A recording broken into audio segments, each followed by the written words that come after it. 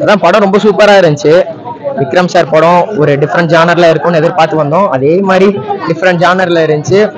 ரொம்ப சூப்பரா இருந்துச்சுன்னு சொல்லணும். ரஞ்சித் சார் படம் முன்னாடி பார்த்துருக்கோம். ரொம்ப அரசியல் நிறைய இருக்கும். ஸோ அதெல்லாம் பயந்துட்டே தான் வந்தது. நம்மளுக்கு புரியுமா? ஏன்னா பெருசா பாலிடிக்ஸ்லாம் நம்மளுக்கு தெரியாது. ஏன்னா அந்த மாதிரி நம்மளுக்கு புரியாம போயிடுமோ, இல்ல எல்லாரும் என்கரேஜ் பண்ணுவாங்க, நம்ம மட்டும் அமைதியா இருக்கிற மாதிரி இருந்துருமோன்னு பயந்துட்டே தான் வந்தேன். ஃபர்ஸ்ட் ஃபியர் அதான் இருந்துச்சு.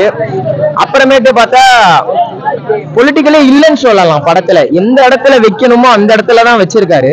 ஸோ ரொம்ப போட்டு திணிக்காம, ரொம்ப அது இது பண்ணாம ரொம்ப சூப்பரா வச்சிருக்காரு.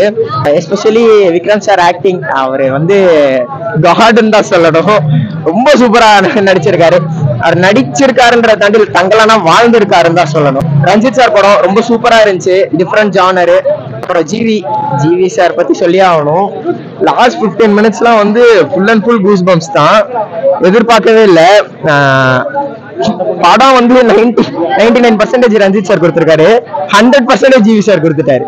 அந்த 1% என்னடா மிஸ் ஆகுதுன்னு நினைச்சோம். கடைசி 15 மினிட்ஸ்ல ஃபுல்லா பூர்த்தி பண்ணிட்டாருன்னு தான் சொல்லணும்.